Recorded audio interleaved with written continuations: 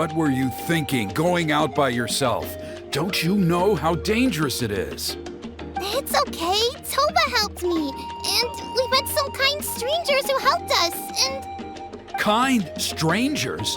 What made you so sure they were so kind, huh?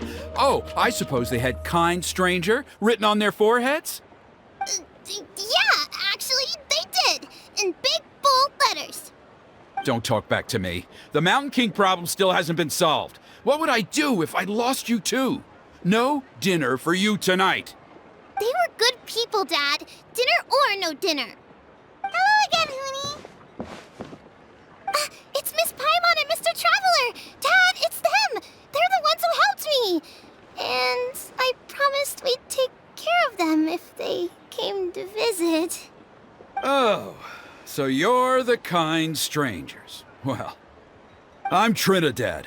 Apparently, you helped my daughter today, so if there's anything you need, just ask. As an elder of the Scions of the Canopy, I've got some influence around here. Now, I trust that you're sensible people who know better than to take advantage of their host's generosity. Yep, just helping a neighbor. We're not looking for anything in return. Oh? Well, let's hope so. Dad, please! They're not bad people. They've eaten at the same table with Kanich before. Be nice to them. Kanich? Wait! I heard that two mysterious travelers from afar showed up at the Stadium of the Sacred Flame. Are they you? And Paimon's the other. I do apologize. A lot's been going on in our tribe lately, and I suppose the pressure must be getting to me. I can't believe I was so rude to you. I feel ashamed. We got off on the wrong foot. Can we, start over? Oh, now we're talking. Seriously, though, don't worry about it. Already forgotten. We're just happy to see Huni got home safe and sound. Oh, you just arrived, I take it, and it would be my honor to give you a hero's welcome tonight. Careful now, that's quite an about face. We've heard that kind of thing can lead to spontaneous combustion around these parts.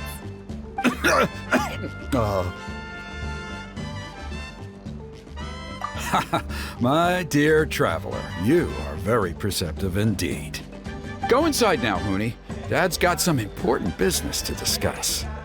Okay, look after Mr. Traveler and Miss Paimon. They're very special guests. Well, we'll hear you out, but we can't make any promises that we'll be able to help. Well, this is a matter of utmost importance. Please, allow me to explain. For many years, our tribe has celebrated the Turnfire Night. It is a traditional ceremony among the Scions of the Canopy in which we remember our ancestor, Burkina, and his companion, Kangamato, the Mountain King. Burkina was a hero who bore the ancient name Malipo, and Kangamato was a powerful Yupanquis warrior. Together, they fought against the Abyss. They were victorious, but it came at a great cost. Burkina paid with his life. The Mountain King survived, but was contaminated by the Abyss, and he remains in hibernation to this day. Normally, Yupanquis never live longer than a century. It is possible that the abyssal power is responsible for his unnaturally long lifespan. Oh, that's right. The Mountain King is a living symbol of our glory, but even this glory comes at a price. The abyssal power inside him is highly sensitive, and when it is disturbed, he awakens and flies into a blind rage, attacking anything that moves. So, besides the ceremony, another important part of Turnfire Night each year is cleansing the abyssal power inside the Mountain King so that he will remain sound asleep. However, Abyss-related incidents have been on the rise in that land lately, as I'm sure you're both aware. As a result, it has become increasingly difficult to keep the Mountain King in hibernation.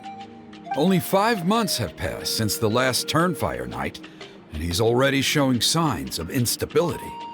Has he woken up again? He has. We managed to contain the situation by performing a makeshift ceremony right away, but it was a close call. He could reawaken at any moment. Also, he attacked and wounded my companion, Nana, during the ceremony. She became contaminated by the abyss as a result, and... We heard. Such a tragedy. We're really sorry for your loss. Yes, and Nana wasn't the first. Anyway, right now we're preparing for an exceptional Turnfire Night ceremony, and we need to find a suitable flame bearer. From what I've heard about your adventures, I believe you would be perfect for the role. Of course. Plus, he's a bona fide hero who inherited the Malipo name. Oh, you mean Kinich? Yes, he's the one. A hero, worth his weight in gold. And unfortunately for us, he's all too aware of that. No prizes for guessing what he said when I asked him to host a Turnfire Night outside of the annual schedule. An exceptional ceremony? Oh, I'll have to charge an exceptional price. I swear, no other concept exists in that boy's brain. I'm not the one to usually talk about people behind their backs, but I'm convinced the YUB got hit on the head and took a wrong turn the day it chose to give that ancient name to him. I mean, have you ever heard of a hero whose mantra is, "What's your asking price?" Oh, and don't get me started on that insufferable Ahau he hangs around with. Thinks he's God's gift to mankind. Pompous fool. Yeah, Paimon has to agree on that last part. Anyway, the fact is, the ceremony can just as easily be done without him as long as we can find someone else. And besides, you two seem like much better candidates. So, what do you think? Well, there's only a few days left before the ceremony. We can't afford to waste what little time we have on negotiating with him. No, I much prefer if you would consider taking his place. Wonderful! I can't thank you enough. Huni was right about you. You have kindness in your hearts. Come with me to the other side of the mountain. I'll bring you up to speed on each step of the ceremony. Us experienced warriors, I'm sure you'll pick it up in no time.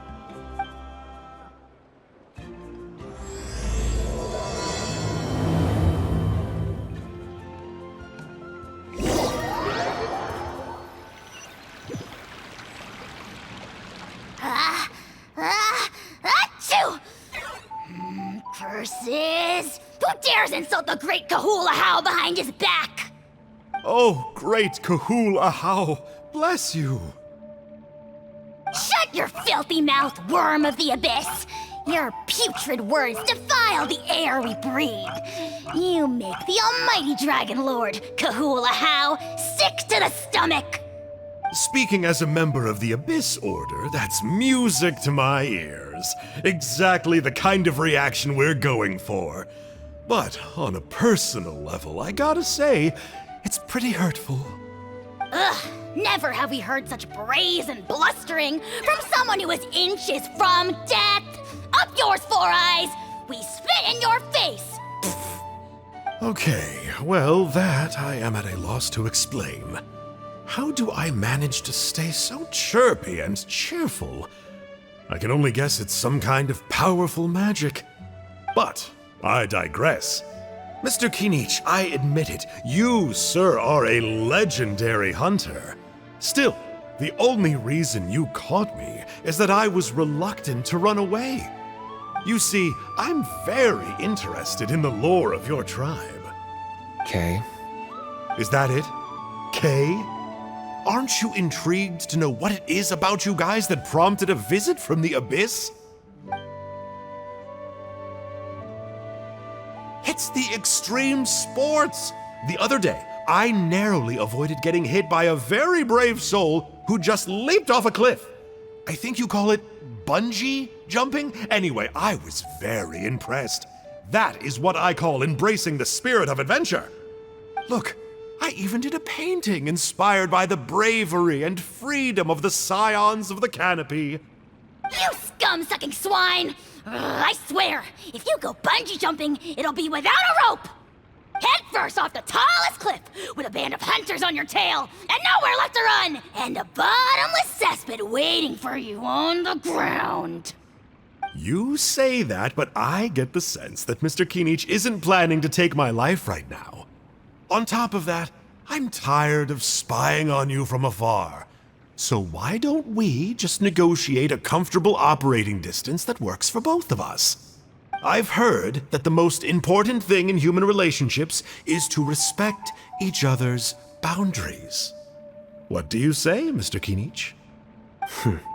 Or you could tell me what it is you're really after. What? And then I'll name my price.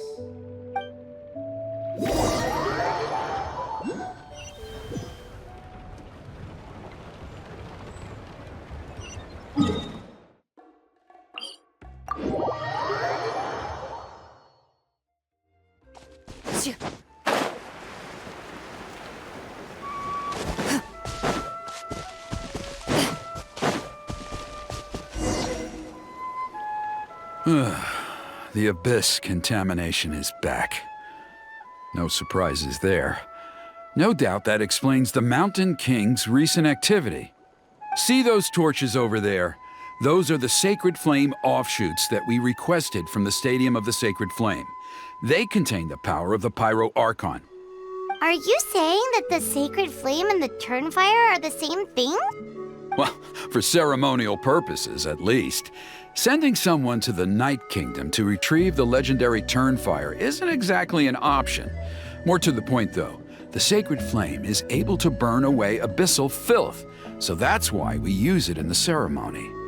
Gotcha! So basically, we just need to clean up the filth with the Sacred Flame. Well, that's one part of it, yes, but the complete ceremony is a bit more complicated than that. First, the flame bearer must collect a kindling of the sacred flame from the starting point, then use a grappling hook to fly up into the sky and light each of the sacred flame pillars. Then, they must go down into the canyon, all the way into the cave where the Mountain King slumbers, lighting braziers and the final altar along the way. The most skilled flame bearers can accomplish all of this without touching the ground once. As much as I hate to admit it, Kinich is capable of this. Wow! He can do all that flying without ever falling to the ground? Well, of course Paimon can. It'd be much harder for you guys.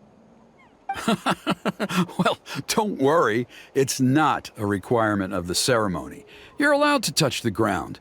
The only thing you're not allowed to do is turn back. The flame bearer must always keep moving forward. You can't skip a pillar, then come back to it after lighting the next one. To do so would be to disrespect our ancestors. So, what actually happens if you do turn back? Surely the fires don't just go out. If you're not careful, you might get burned. What about today then? Does the same rule apply? Oh no, don't worry. Today is just a practice. The order doesn't matter. You just need to take the sacred flame, cleanse the filth, then go light all the braziers. Are you ready? I'll repeat all the key points again. Gather the kindling, cleanse the filth, and light all the braziers.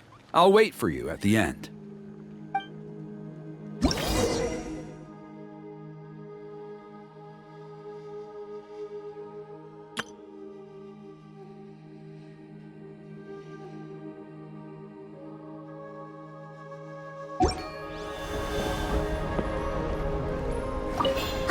Let's use this kindling to complete our mission!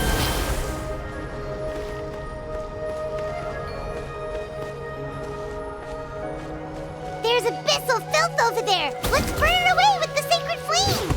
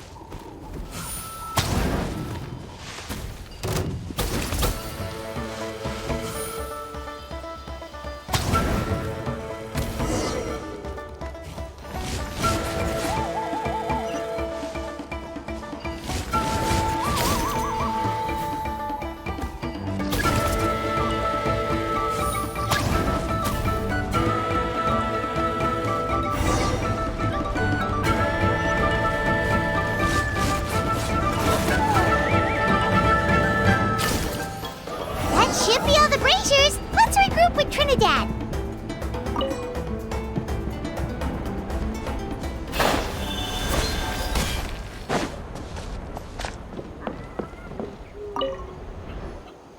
I knew I was right about you. You have outperformed all of the other previous candidates. If there was an ancient name for outstanding flame bearers, I'm sure the YUB would consider you for the honor. Yeah, although it would probably take Paimon quite a bit longer. All right, now there's still a few days left until the ceremony, and I should probably get back so I can inform the chief and the other elders that I have found the flame bearer we need. Oh, you mean they've still got to sign off on it? Some of them are still hoping we can come to an agreement with Kinich, but that's only because they haven't seen you in action. Still, I'm the one responsible for securing a flame bearer, and my recommendation is you.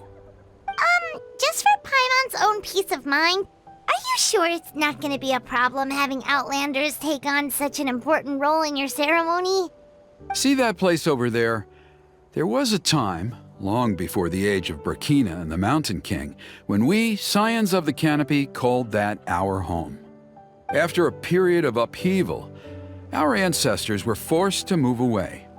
Now, it has become a place where our youths go to develop courage and kindle a spirit of adventure.